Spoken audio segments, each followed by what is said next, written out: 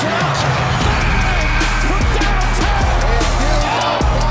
everyone, welcome to the Breakaway Podcast. I'm your host, John Root. We got a very special pop-up episode.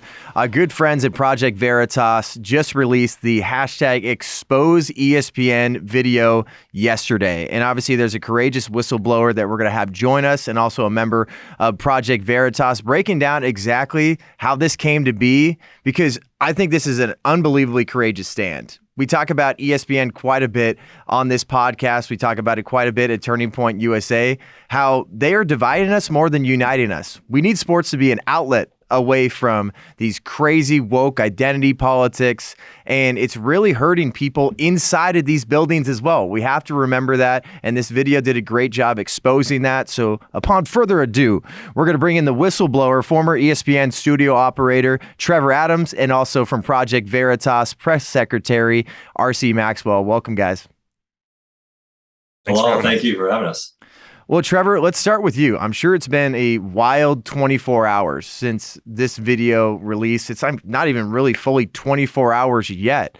What's the response been like? And then also, can you give people that might not have seen that video yet a breakdown of what you did and exactly what you wanted to expose? So yeah, the support has been tremendously positive.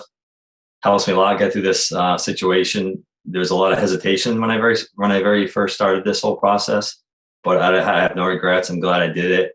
So yeah, I've been at ESPN since 2014. Since day one, I experienced a lot of racism and discrimination in the building on both sides. And I went to the proper procedures that the business instructed us to do. I went to my managers, my supervisors, the local HR team, and nothing ever happened over the years. They just kind of swept it under the rug. So I was at the point, well, this is continuing to happen. It's not getting any better. And that's when I reached out to Project Veritas via their email tip line. And that's when we got to work. And so I sent the company email one more time to see if anyone would respond or come forward and speak up. And nobody did. Again, HR seemed to sweep it under the rug again. And after that, they put me on administrative leave and kept me out of the building for 4 or 5 months. And now I'm terminated. Yeah, because originally, too, for people that don't know and haven't watched the video, you took a courageous stand by sending that original email that said, like, hey, I'm going to speak up if nobody else will. You made sure you had the top dogs at ESPN CC'd in that email as well. And you got a lot of great support. But that's when it turned into HR reaching out to you and labeling you as a threat, which I thought was asinine. You're just trying to have a conversation about where this company is going and how you feel like it's not only hurting you, but your coworkers, the talent, and sports fans in the industry as a whole. And then you had the police show up to your door. Yeah, exactly. This was all a shock to me. My very first HR meeting regarding all of this was a few days after I sent the email. And we went through all of my allegations. And then at the end, they surprised me. Oh, hey, by the way, we saw 4 words on your Instagram bio. Come see what happens. Can you explain that to us? And I explained to them what I meant by that. And the next thing I know, 2 days later, I have the police at my door. And they didn't tell me why. Again, they responded with emails and phone calls saying it was because of my Instagram, but no real reason of why they sent the cops to my house. So I don't know. It was very, very shocking. And then I know in that video too, you're talking to the police and they're kind of like, you could tell without them actually saying it, like, we have better things to do and there's no reason why we should have been called to your house. And I know obviously you were cordial with the police. You were making sure that you heard them out and they were just trying to probably just understand the situation. And it's a crazy story, but I want to bring you in here, RC, about when Trevor originally reached out. You know, you guys really haven't covered too much of the sports side of things. Obviously, you guys have done incredible work at Project Veritas to do some real investigative journalism, get to the bottom of what's going on with vaccines, get to the bottom of what's going on with everything COVID, get to the bottom of everything that's destroying woke corporations. What'd you think when Trevor originally reached out? Well, that was definitely something that we were highly interested in. Obviously, Mr. Adams has spent a long time with ESPN. And, traditionally when a whistleblower reaches out, we try to look at, what the relationship is to the industry that they're in. And obviously, Trevor has a lot of experience at their studio. So this is definitely something that interested us. You have to consider, ESPN is a multi-million dollar to billion-dollar enterprise when you consider all of their advertising deals that they have across platform.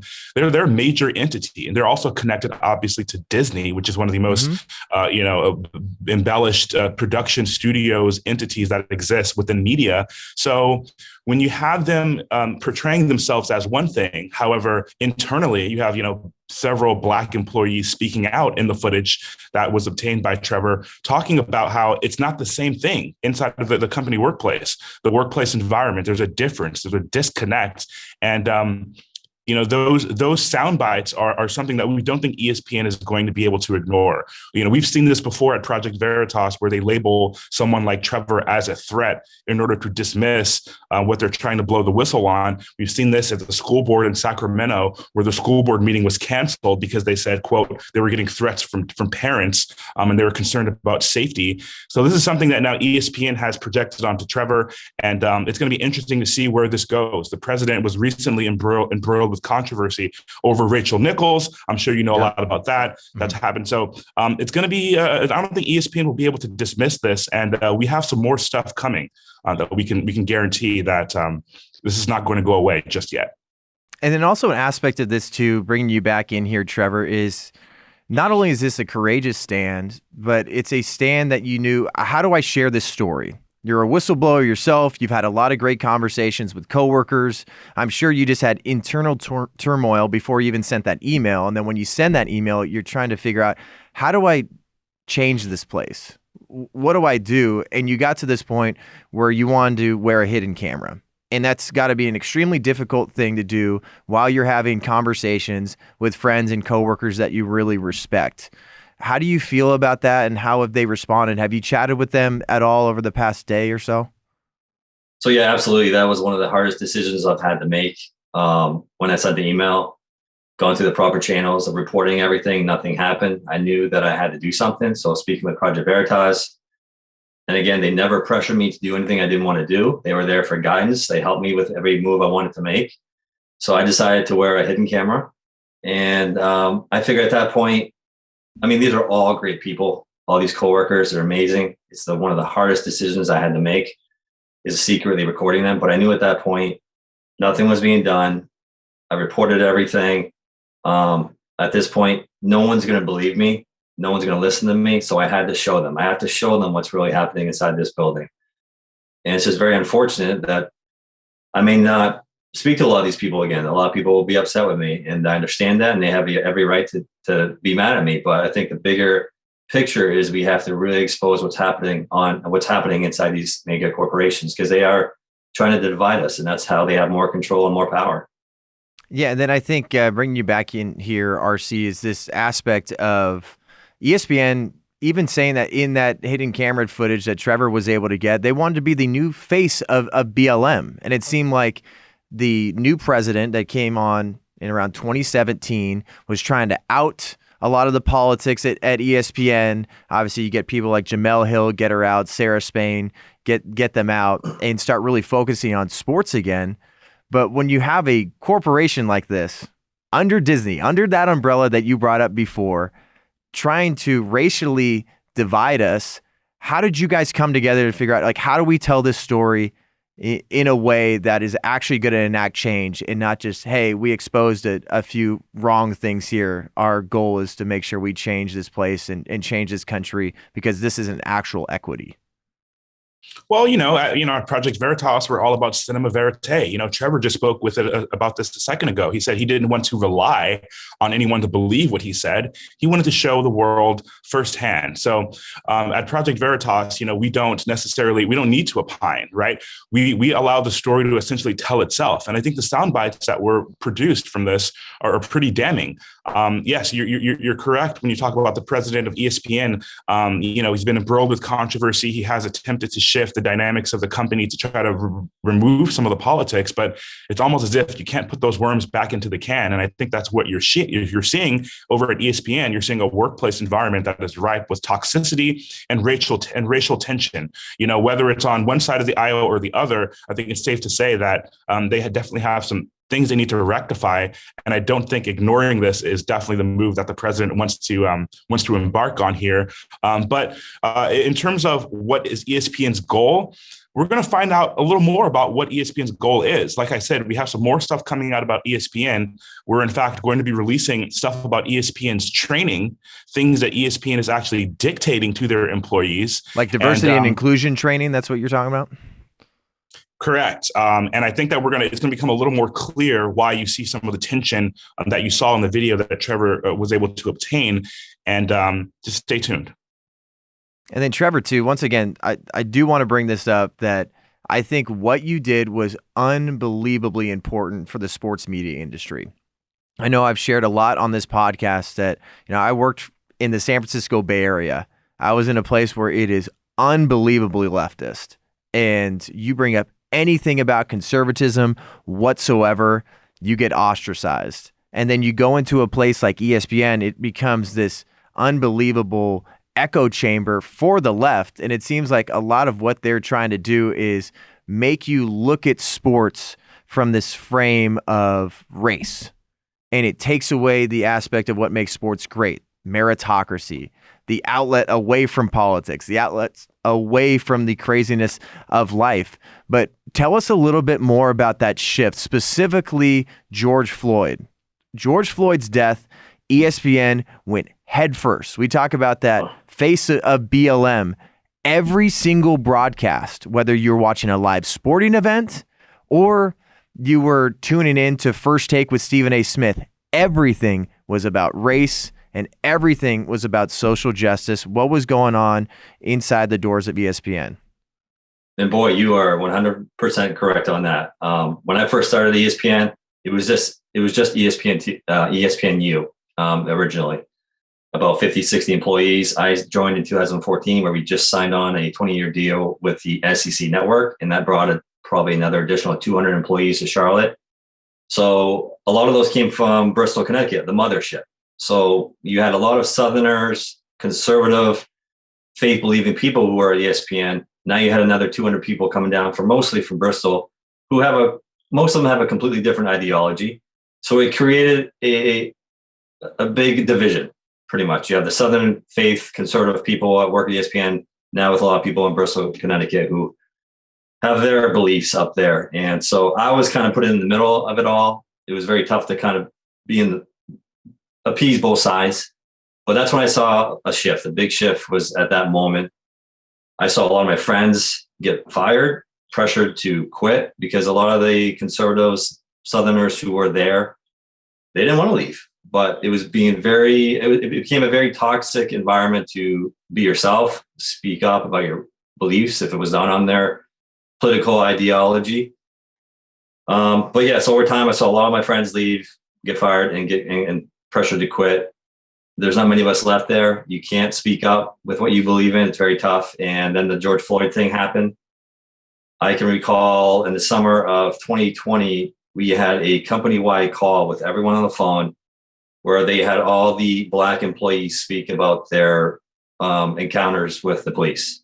And it was a very hard call to listen to. It was very upsetting that this stuff happens, and it does. But at the same time, we've never had a company call regarding the police officers dying on the streets during the major riots that year. We never had a company call or recognition or acknowledgement of the 13 soldiers left in Afghanistan. So ESPN paints itself like they are for everybody, all inclusive, but yet it doesn't seem like that from the inside. And then a couple things off of that, then Trevor, is like, you're telling me people actually got let go because of their politics early in those days during the BLM riots and the George Floyd protests across the country. People actually got let go solely because of their politics? I can't guarantee that, but it just, from what I've seen, the ratio, I would say when I first started there, was a good maybe 50-50. Mm-hmm. I would say now it's more like 95-5 as far as left to right. So there is obviously an agenda on ESPN and Disney's side. I mean, the facts are right there. These people are gone. They're not there anymore. In fact, I had a anchor for our network as well reach out to me in 2016 because I was volunteering at a Trump rally in Charlotte, North Carolina, and he knew I was. And he reached out to me and asked me if I could get him front row tickets. And I did. I got him front row tickets, but he asked me if I would promise not to speak up or tell people that he had done that. I had to keep it on the hush hush and not discuss it at work. So these things are happening. You have major talent on our network trying to, they're told to be quiet about this and not voice their opinions and beliefs out loud. Yeah, because that's where there's a difference between just silencing people and then actually silencing them and then letting them go. So that's why I bring up this idea of places like ESPN, at least from what I see, it's become an echo chamber for the left. And it's become extremely political. And for me, I'm always just like, if you want to watch politics, go to Fox News, go to Newsmax, if you're on the left, just go to CNN. If you want, or go to MSNBC. You don't want to go to ESPN for that stuff. Obviously, sports has been a great vector for change and given people a great chance to stand up for what is right. But white guilt is not right. And that's why I'm going to bring you in here, RC. It seems like that's a lot of what you guys were trying to display at Project Veritas is this is not about diversity and inclusion. This is about white guilt, and this is about a specific agenda that's aimed to divide people, and it's pushing good people like Trevor and others out. Correct. Sports is supposed to be the great unifier. I've played sports. I think, we've all played some element of sports in our youth. Sports always reminded us, that, you can get with kids from other neighborhoods, other subsects of communities, and you all get together and you're all playing soccer together. So the problem here with ESPN is the additional element of dishonesty. If they wanted to become a quote woke sports network, and if they wanted to become a political sports network, I don't think anyone would have a problem with them coming out with that. However, there's a dishonest element where they're deceiving their own audience.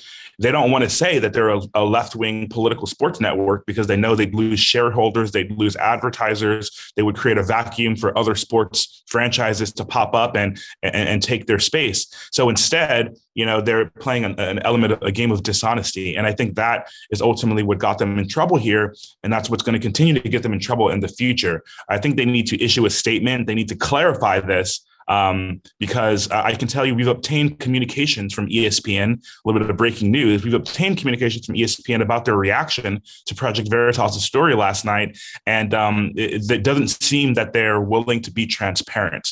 We'll have more on that later. But again, I think they need to issue a statement and clarify this matter. So they've reached out to you guys directly at Project Veritas, but there's nothing publicly that they've said about this, correct? Well, no, we've obtained internal communications from ESPN that was sent to us by another brave whistleblower, someone like Trevor, can't speak to it just yet. But again, it does seem like ESPN is still attempting to be dishonest. They're attempting to still hide from this matter, and we'll see how long that works out for them.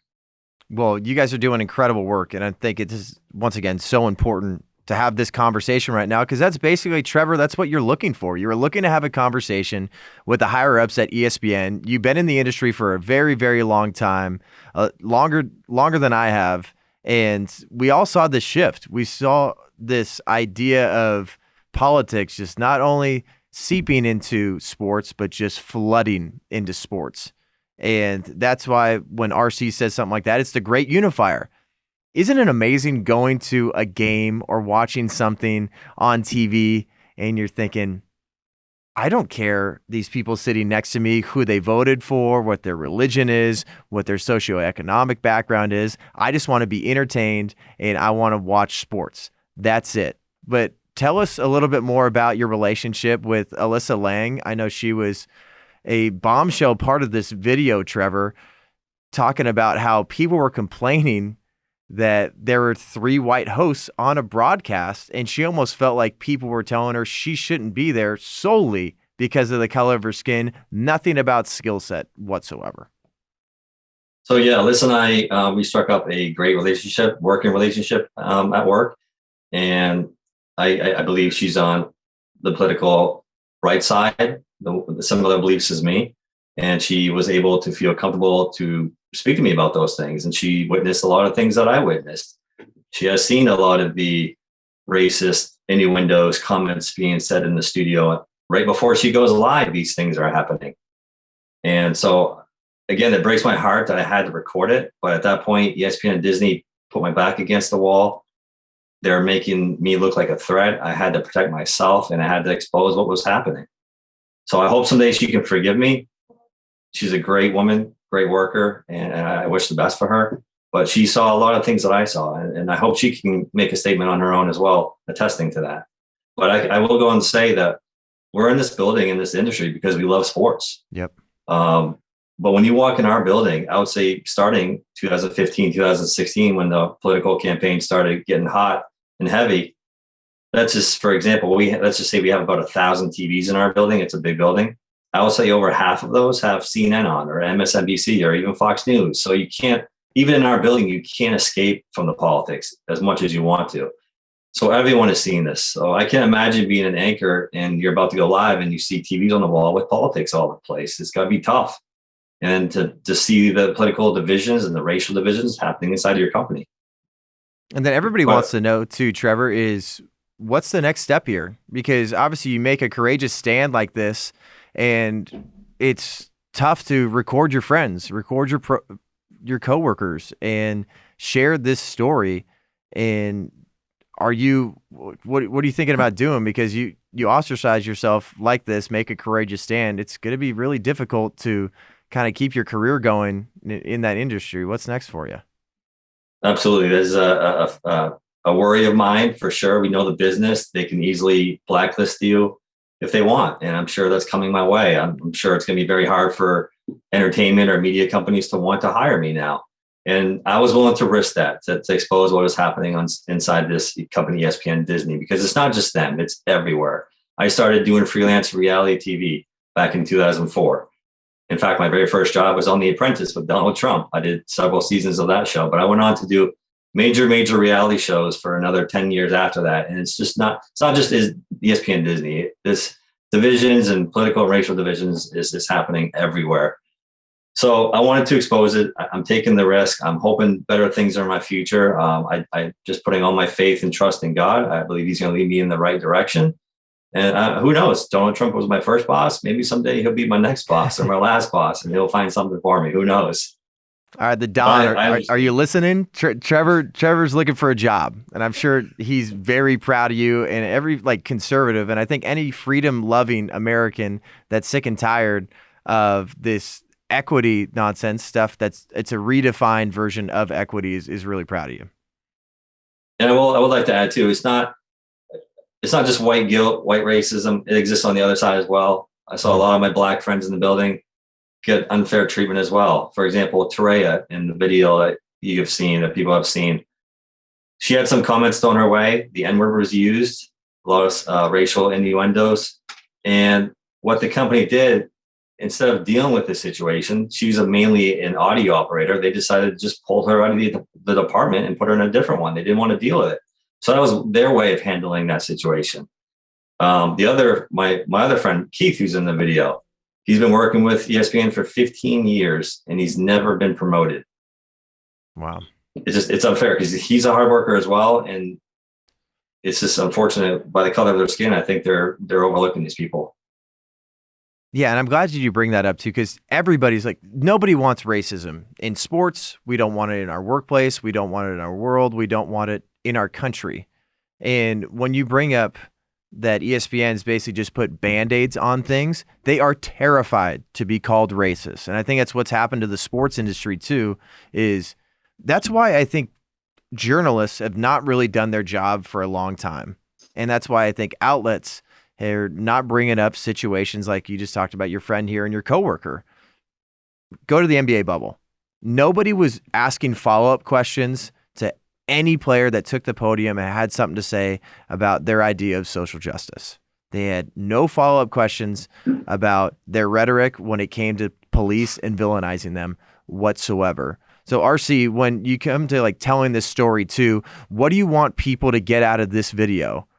get out of the courage that Trevor just showed, because you guys have had many whistleblowers that have sacrificed friendships, sacrificed family, and sacrificed their career to share stories that they hope makes change. Well, I want people to know that there is life after whistleblowing. For people brave like Trevor, who sacrificed, much of his career in order to bring these issues to the table. That's a brave step. And we did set up a Give, Send, Go in Trevor's honor. So we'd ask, hopefully, that everyone would contribute to that if they so choose. However, is there a title to that, RC, that they can type in and get right there? It's a Give, Send, Go for Trevor Adams. You will be able to find it searching for it on Google, but we also do have it on our website over at Project Veritas, and we posted it as well on our Telegram channel. So we definitely ask that people, take a look there. But we've had definitely life after whistleblowers here at Project Veritas. April Moss continues to work in TV after announcing she was working with us live on television. And, we've had all sorts of great stories like that. So I do think some great things are in the future for Trevor. And, if you're listening, feel free to be brave, because the only thing that, the only thing that's going to cause change, obviously, is for people to take action. So that's what we always encourage people to be brave. And, there is a support system out there. One thing that we always hear is that there's nowhere else for people to go. So, we hope that people keep coming to us, and Trevor's bravery actually has caused a few people to come forward to us in the sports industry. Mm-hmm. So it's just a cycle that hopefully can continue. Yeah, and then Trevor, I hope too, given a little bit more of my background, and for everybody listening and watching, just in case they don't know, like I mentioned earlier, I worked in the Bay Area, very, very leftist area, working for the San Jose Sharks, worked for the Golden State Warriors G League team, the Santa Cruz Warriors, and I loved my time there, but I was terrified to even like something on Twitter. Anything from Charlie Kirk, anything from Turning Point USA, anything from Ben Shapiro, anything that had a hint of conservatism to it, anything that had a hint of being on the right side of the aisle when it came to politics. And then I got to a point after the pandemic hit that, just like I'm sure you had to kind of reinvent yourself a little bit, a lot of people had to do in the industry, but we are terrified to say anything that could get us canceled, anything that could hurt our ability to move up to the network level. Because man, Trevor, when I was younger, I remember watching the ESPN show. I can't remember what it was called, but it was almost like a reality show to try to become an anchor on SportsCenter. That was a dream of mine for a long time. And then I got to this point to where I'm saying, I want to be able to talk about my faith. I want to be able to talk about politics in places that don't really take away from the game or don't really take away from the sports media industry. And then eventually, I moved out here to Arizona, and I got let go from a job I had with Fanatics. For people that don't know, Fanatics is the major merchandiser for all the sports leagues that you have around the country. I went to the gym without a mask, heaven forbid. And I posted a photo. Thank God I live in a place where we can decide for ourselves. Got let go, but there are places to go. I found Turning Point USA, and we were able to do the Breakaway podcast. Like, that's my heart behind this whole thing, because you're not going to hear it from these major sports media outlets. They won't have this conversation. They didn't talk to you when you were in the building, and they definitely won't talk to you now. So what are you doing right now, and what do you want people to know, just like RC brought up, that want to talk about what's going on in the world? Just have a discussion without being afraid of getting canceled, without being afraid that this is going to hurt their trajectory, hopefully up to levels like a major outlet like ESPN. Man, that's a tough question, because as we know, Bristol, Connecticut is out in its own land in Connecticut. They're kind of sheltered. They believe what they want to believe. They don't want to give the other side a chance whatsoever. And that kind of bleeds to all their locations around the world. So someone on the inside that's like me with a company like this, I want to say try your best to get the dialogue going inside inside ESPN or the company that you're in. I wish you luck, because it's hard. It's got to be done. Hopefully more people do it. But like you said, like what you did, if it doesn't work, there are other places you can go to get your message out, get it heard. Because that's a good thing about our country. There's a lot of the places we can go if you don't like where you are. But that must have been a tough move for you as well. I mean, from San Francisco, where you've been your whole life, right? Yeah, I mean, it's extremely difficult. And unfortunately, there's a lot of conversations I've had with people, just like you have with people in the industry, talking about, hey, man, I wish I could say this. I wish I could tweet that. I wish I could do an Instagram live about this, but they're terrified. And that is not the America that we should be living in right now. And that's not the sports industry that we want to be involved in. It's difficult, and you obviously take a lot of shots, and I'm sure you're going to continue to get a lot of criticism and a lot of hate. But at the same time, people always have to remember there are so many people out there that are so thankful for people like you, Trevor. They are so thankful for a podcast like Breakaway. We want to continue to grow and be involved in the conversation for people to feel like, wow, that's what I'm thinking about the sports industry right now. I'm glad that people are finally courageous enough and have a platform to say these things. I don't feel like a victim at all. And I'm sure you feel the same way, Trevor. This is not about a victimization thing like, hey, it feels so bad for me because I voted this way and they didn't like it and they let me go. You're telling people that there is a light at the end of the tunnel, and speaking up is absolutely worth it. And I think that's what people need to remember in the sports media industry. It's going to be hard, but it's 100% worth it to stand on truth rather than to be silent and not stand on anything at all. Absolutely. Because as people saw, when they were approached with an issue, they turned it around on the person and then started investigating them, which was me. And I don't see myself as a victim. I feel honored and blessed that be in this situation to expose this, because what happened to me can happen to you. And I'm going to plug in James's latest book and one of his famous quotes, his book Muckraker. There's a point where he talks about, and I may mess this up word by word, but when you stop believing what people care about you, you can move on. It's freeing. It's like a whole other sense of freedom that you get once you stop caring what they say or think about you. You can move on, and then you start really living your life and speaking up. And then a few more questions for you guys before we let you go. RC, once again, can you tell people what the next steps are for Project Veritas? And obviously you're releasing some inside information about this whole diversity and inclusion meetings that they're trying to put on and workshops. What are you going to do to make sure that Trevor's stories are told and that you guys expose ESPN for the nonsense that they're pushing? Well, obviously we're heavily censored on big tech, and our ESPN video that we did publish last night was given a sensitive filter on Twitter. It has not been taken down yet. However, we're going to continue with our reporting. We're going to continue reporting the things that the big, powerful companies like ESPN don't want the public to know. So we're going to report on their training, what goes on inside of ESPN, the things that they attempt to train their employees on, and how that may or may not contribute to some of the toxicity we've seen in yesterday's video. And then we may or may not be, we're going to continue on this beat. I can tell you some of our reporters have had interactions with ESPN on-air talent, and, we may be publishing some of that soon. So, definitely stay tuned to Project Veritas.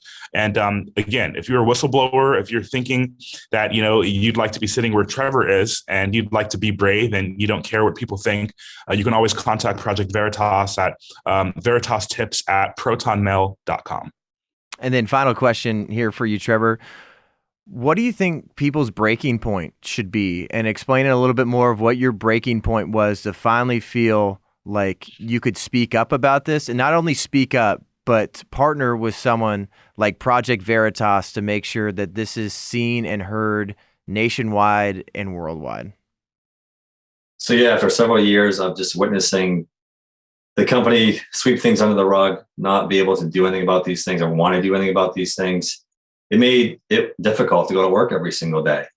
Then with a political environment and George Floyd and the protests and everything, they really doubled down to really censor and quiet conservatives down inside their business. So when I get to the point where I can't even speak, I can't be myself at my job, that's when I knew that I have to do something. That was my breaking point. And I'm so glad I reached out to Project Veritas to get this story out there. All right, I lied. I got one more question for you, Trevor. What would you tell people that are in the building of ESPN right now that are aligned with you? I know we've touched on this a little bit during this podcast, but if you're able to just right now broadcast kind of if you just had like a national address here for everybody at ESPN, anybody at corporations, whether it's in sports industry or not, what would you tell them if they're feeling the same way that you are? How would you encourage them, and what would you tell them right here, right now? I would say, look, everyone, the time is now to start making change. You have to speak up. We can't just keep blending in because nothing's going to get better. Now is the time to speak up. I kind of gave everyone an opportunity with my email and now this video to come forward, because the blowback is going to come back on me at the end of the day now at this point. And I'm okay with it. It is what it is. But everyone now has a chance to come forward. It's exposed. Well, again, thank you so much for everything you've done. I think this is so important for the sports media industry. And then RC, you and everyone at Project Veritas, keep up the incredible work. And everybody watching and listening, you can go to exposeespn.com to make sure you're getting all up to date. Follow Project Veritas, share this video, and share this podcast, because people need to hear Trevor's heart behind this. He's not one of those guys that wants to just complain about what's going on. He's taking action. I hope it inspires everybody watching, everybody listening. RC, Trevor, thanks so much for joining us. Appreciate you guys. Thanks for having me.